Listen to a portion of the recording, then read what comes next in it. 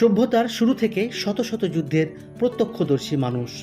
বলা যায়, যেদিন থেকে মানব সভ্যতার গোড়াপত্তন হয়েছে সেদিন থেকেই সভ্যতার সঙ্গে জড়িয়ে গেছে যুদ্ধের ইতিহাস।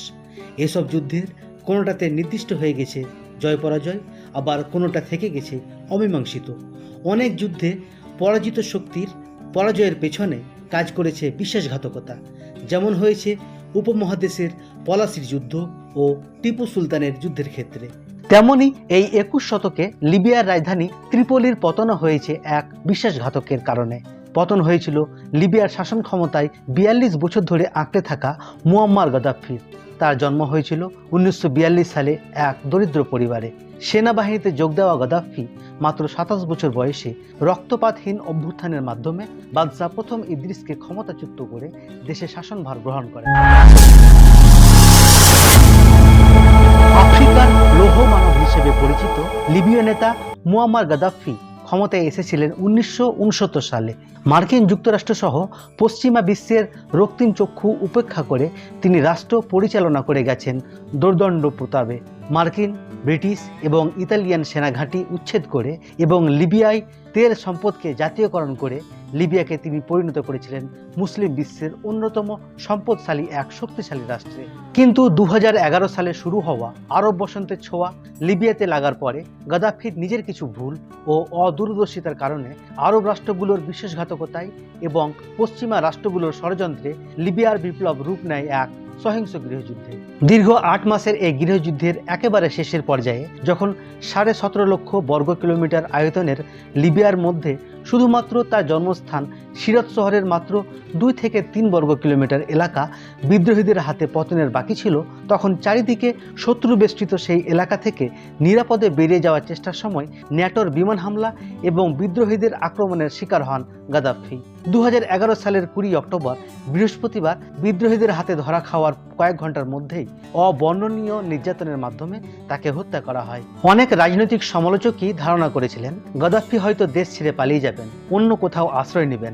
যুদ্ধের একেবারে শুরুর দিকে আন্তর্জাতিক গণমাধ্যমে এমন গুজবও ছড়িয়ে পড়েছিল যে গাদ্দাফি ভেনেজুয়েলায় পালিয়ে গিয়েছেন। কিন্তু তখনই গাদ্দাফি বলেছিলেন তিনি লিবিয়া কখনো ছেড়ে যাবেন না। যে দেশে ইতালিয়ান উপনিবেশের বিরুদ্ধে যুদ্ধ করা তার দাদার কবর আছে, সেই দেশটিতে তিনি নিজের হাতে গড়ে তুলেছেন। প্রয়োজনে তিনি যুদ্ধে মারা যাবেন, কিন্তু বহিঃশক্তির হাতে সে দেশের নিয়ন্ত্রণ ছেড়ে তিনি অন্য কোনো দেশে পালিয়ে যাবেন না। গাদ্দাফি তার কথা রেখেছিলেন। মৃত্যু নিশ্চিত জেনেও তিনি লিবিয়াতে থেকে গিয়েছিলেন। কৌতূহলী মন জানতে ইচ্ছে করে কেমন ছিল গাদ্দাফির জীবনের শেষ দিনগুলো। চারিদিক থেকে বিদ্রোহীদের দ্বারা অবরুদ্ধ শহরে এবং আকাশ থেকে ন্যাটোর বিরামহীন বোমা বর্ষণের নিচে কেমন ছিল তার মানসিক অবস্থা। বিদ্যুৎ, পানি, গ্যাসবিহীন অবস্থায় কিভাবে তিনি সময় কাটাতেন, কি করতেন সারাদিন, কি খেতেন, কি বলতেন, এসবের অনেক তথ্যই বিভিন্ন সময় পত্রিকার পাতায় উঠে এসেছে গ্রেপ্তার হওয়া গাদ্দাফির কাছের মানুষদের জবানবন্দিতে, যারা শেষ মুহূর্ত পর্যন্ত গাদ্দাফির সঙ্গে ছিলেন।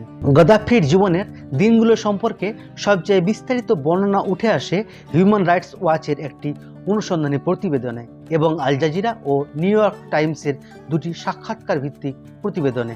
হিউম্যান রাইটস ওয়াচের প্রতিবেদনটি তৈরি করা হয়েছে একাধিক প্রত্যক্ষদর্শীর সাক্ষ্যের উপর ভিত্তি করে। অন্যদিকে আল জাজিরা এবং নিউ ইয়র্ক টাইমসের প্রতিবেদন দুটি মূলত গাদ্দাফির সার্বক্ষণিক সঙ্গী এবং চাচাতো ভাই মানসুর দাওয়ের নেওয়া সাক্ষাৎকারের অনুলিখন। মানসুর দাও দীর্ঘ 30 বছর ধরে লিবিয়ার আভ্যন্তরীণ নিরাপত্তা বিভাগ পিপলস গার্ডের প্রধান ছিলেন। শেষ দিনগুলিতে তিনি গাদ্দাফির ব্যক্তিগত নিরাপত্তা রক্ষীর প্রধান হিসেবে দায়িত্ব পালন করেছিলেন। 20 অক্টোবর গাদ্দাফির মৃত্যুর পূর্ব পর্যন্ত তিনি গাদ্দাফির সাথে ছিলেন। যুদ্ধের একেবারে শেষের মুহূর্তে মাথায় আঘাত পেয়ে অজ্ঞান হয়ে যাওয়ার পর বিদ্রোহীরা তাকে গ্রেপ্তার করে মিসারাতে নিয়ে যায়। সেখানে এক অস্থায়ী কারাগারে তার সাক্ষাৎকার গ্রহণ করেন সাংবাদিকরা। আগস্ট মাস পর্যন্ত গাদ্দাফি লিবিয়ার রাজধানী ত্রিপোলিতেই ছিলেন। আগস্টের 20 তারিখে বিদ্রোহীদের হাতে ত্রিপোলির পতনের আগেই তিনি সপরিবারে ত্রিপোলি পরিত্যাগ করেন। তবে তাদের সবার গন্তব্য ছিল ভিন্ন ভিন্ন। গাদ্দাফির ছেলে সাইফ আল ইসলাম গিয়েছিলেন গাদ্দাফির সমর্থকদের শক্তিশালী ঘাঁটি পার্বত্য শহর বানি ওয়ালিদে। তার আরেক ছেলে খামিস, যিনি লিবিয়ান সেনাবাহিনীর 32 নম্বর ব্রিগেড পরিচালনার দায়িত্বে ছিলেন, তিনি ত্রিপোলি ছেড়ে যাওয়ার পথে তার হুনায় ন্যাটোর বিমান হামলায় নিহত হয়েছিলেন। আর গাদ্দাফির স্ত্রী সাফিয়া, কন্যা আয়েশা সহ পরিবারের বাকি ছেলেদেরকে পাঠিয়ে দেওয়া হয়েছিল সীমান্ত পাড়ি দিয়ে প্রতিবেশী রাষ্ট্র আলজেরিয়ায়। ত্রিপলি থেকে বেরিয়ে গাদ্দাফি রওনা হয়েছিলেন 450 কিলোমিটার দূরে অবস্থিত উপকূলীয় শহর সিরতে। তার সাথে ছিল তার ব্যক্তিগত ড্রাইভার এবং কিছু বডিগার্ড। সিরত গাদ্দাফির জন্মস্থান এবং তার সমর্থকদের সবচেয়ে শক্তিশালী ঘাঁটি। সেখানে আগে থেকেই তার আরেক ছেলে মোতাসিম বিল্লাহ পূর্বাঞ্চলীয় ফ্রন্টে যুদ্ধে নেতৃত্ব দিচ্ছিল। গাদ্দাফি সিরতে গিয়ে তার কাছে আশ্রয় নেন। মানসুদ্দাও তখন পর্যন্ত গাদ্দাফির সাথে ছিলেন না। তিনি পৃথকভাবে গাদ্দাফির সরকারের গোয়েন্দা বিভাগের প্রধান এবং গাদ্দাফির ভগ্নিপতি আবদুল্লাহ সেনুসি এবং গাদ্দাফির ছেলে সাইফ আল ইসলামের সাথে প্রথমে বানিওয়ালাদে যান। পরে সাইফকে সেখানে রেখে সিরতে গিয়ে গাদ্দাফির সাথে যোগ দেন। আবদুল্লাহ সেনুসি প্রথমে তাদের সাথে থাকলেও তার ছেলের মৃত্যুর সংবাদ দিতে দক্ষিণাঞ্চলের শহর বোরাক আস সাতিতে যান এবং এরপর থেকেই সেখানে অবস্থান করেন। সিরতে গিয়ে গাদ্দাফি এবং তার সঙ্গী সাথীরা প্রথমে শহরের কেন্দ্রে কিছু অ্যাপার্টমেন্ট বিল্ডিংয়ে অবস্থান নেন, কিন্তু সেপ্টেম্বর মাসের 15 তারিখে বিদ্রোহীরা সিরত আক্রমণ শুরু করলে যখন মর্টার এবং গ্র্যান্ড মিসাইলগুলো তাদের আশেপাশে এসে পড়তে শুরু করে, তখন তারা ধীরে ধীরে শহরের কেন্দ্রস্থল ছেড়ে ভেতরের দিকে রক্কম এতনিন তথা ডিস্ট্রিক্ট নাম্বার 2-তে অবস্থান নিতে বাধ্য হন। গাদ্দাফির ছেলে মোতাসিম বিল্লাহ এ সময় তাদের সাথে থাকতেন না।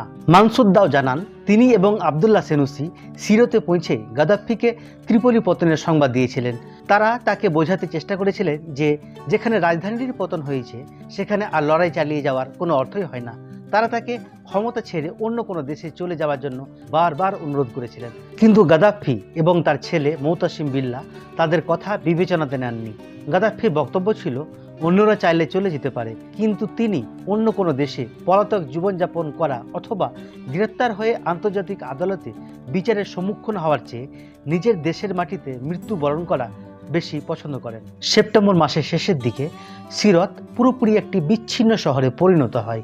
বিদ্রোহীরা চারিদিক থেকে ধীরে ধীরে শহরটিকে ঘিরে ফেলতে শুরু করে। সিরতে গাদ্দাফির কোনো সেফ হাউস বা ভূগর্ভস্থ নিরাপদ আশ্রয় ছিল না। গাদ্দাফি এবং তার সঙ্গী সাথীরা ডিস্ট্রিক্ট 2 এর পুরনো আমলে তৈরি একতলা বাড়িগুলোতে আশ্রয় নিতে থাকেন। দীর্ঘদিন অবরুদ্ধ থাকার কারণে তাদের তখন যথেষ্ট খাবারও ছিল না। তারা এলাকার মানুষের পরিত্যক্ত বাড়িগুলিতে যেসব খাবার পেতেন সেগুলো খেয়েই জীবনযাপন করতেন। অধিকাংশ সময়ই তাদেরকে কোনো মাংস বা সবজি ছাড়া ভাত এবং মার্কো না খেয়ে দিন কাটাতে হতো। লিবিয়ানদের প্রধান খাবার রুটি বানানোর মতো ময়দাও তাদের সংগ্রহে ছিল না। গাদ্দাফির জন্য পৃথক খাবারের কোনো ব্যবস্থা ছিল না। মানসুদ্দাওয়ের বর্ণনা অনুযায়ী গাদ্দাফি দিনের বেশিরভাগ সময় কাটাতেন নামাজ এবং কুরআন শরীফ পড়ে। শহরে তখন বিদ্যুৎ যোগাযোগ, মোবাইল নেটওয়ার্ক, ইন্টারনেট সংযোগ কোনো কিছুই ছিল না। পুরো পৃথিবীর সাথে তাদের যোগাযোগ বিচ্ছিন্ন ছিল। বিদ্যুৎ না থাকায় তিনি টেলিভিশন দেখে সংবাদও জানতে পারতেন না। মাঝে মাঝে তিনি তার স্যাটেলাইট ফোনের মাধ্যমে পরিচিতদের সাথে যোগাযোগ করে খোঁজ খবর জানার চেষ্টা করতেন। এর বাইরে তার কোনো কাজ ছিল না। গাদ্দাফি এবং তার ঘনিষ্ঠদের সময় কাটত শুয়ে বসে। সে সময় অবশ্য সিরতে বিদ্রোহীদের সাথে গাদ্দাফির সমর্থকদের তুমুল যুদ্ধ চলছিল। লিবিয়ান সেনাবাহিনী নামে কোনো কিছুই তখন আর অবশিষ্ট ছিল না। গাদ্দাফির সাথে থাকা তার ঘনিষ্ঠদের ছেলেরা এবং সিরতের স্থানীয় স্বেচ্ছাসেবী যুবকরাই মূলত যুদ্ধ চালিয়ে যাচ্ছিল। শুধু শেষ দিনগুলোতে না, মানসুদ্দায়ের মতে বিদ্রোহের শুরু থেকেই যুদ্ধের উপর গাদ্দাফির কোনো নিয়ন্ত্রণ ছিল না। গাদ্দাফির ছেলেরা যুদ্ধ পরিচালনা করতেন। প্রকৃত ক্ষমতা ছিল তাদের হাতে, বিশেষ করে সাইফ, মোতাসিম বিল্লাহ এবং খামিসের হাতে। গাদ্দাফির বড় ছেলে মুহাম্মদ সব সময়ই রাজনীতি থেকে দূরে ছিলেন। তার আরেক ছেলে সাদি, যিনি ফুটবলার হিসেবে বেশি পরিচিত ছিলেন, তিনি যুদ্ধের ব্যাপারে বাকি 3 ভাইয়ের সাথে একমত ছিলেন না, ফলে তিনি তাদের থেকে দূরত্ব বজায় রাখতেন। আর গাদ্দাফি ছোট ছেলে সাইফ আল আরব ছিলেন বিদ্রোহ দমনের পুরোপুরি বিরুদ্ধে। কিন্তু যুদ্ধের শুরুর দিকেই তিনি ন্যাটোর বিমান হামলায় নিহত হয়েছিলেন। তীব্র যুদ্ধে জীবন মৃত্যুর সন্ধিক্ষণের সময়গুলোই ন্যাটো বাহিনীর বিমান হামলার ভয়ে গাদ্দাফি এবং সঙ্গীরা এক বাড়িতে বেশি দিন থাকার ঝুঁকি নিতেন না। তারা প্রতি 4-5 দিন পর পর বাসা পরিবর্তন করতেন। তারা অপেক্ষা করতেন কোনো বাসার অধিবাসীরা শহর ছেড়ে বেরিয়ে গেলেই তাদের বাসায় গিয়ে উঠতেন। এলাকার মানুষও গাদ্দাফির অবস্থানের কথা জানত না, কিন্তু তারা জানত এলাকার গেরিলা যোদ্ধাদের বাসাগুলোতে প্রবেশের দরকার হতে পারে। তাই তারা অধিকাংশ শহর ছেড়ে যাওয়ার আগে দরজা খোলা রেখে যেতেন। ন্যাটোর চোখে পড়ার ভয়ে গাদ্দাফির সঙ্গীরা একসাথে বেশি গাড়ি নিয়ে চলাফেরা করতো না। বাসা পরিবর্তন করার সময় তারা 1-2টি গাড়ি ব্যবহার করত। সেগুলি প্রতিবার 3-4 জনকে নামিয়ে দিয়ে আবার ফিরে যেত বাকিদের নেওয়ার জন্য।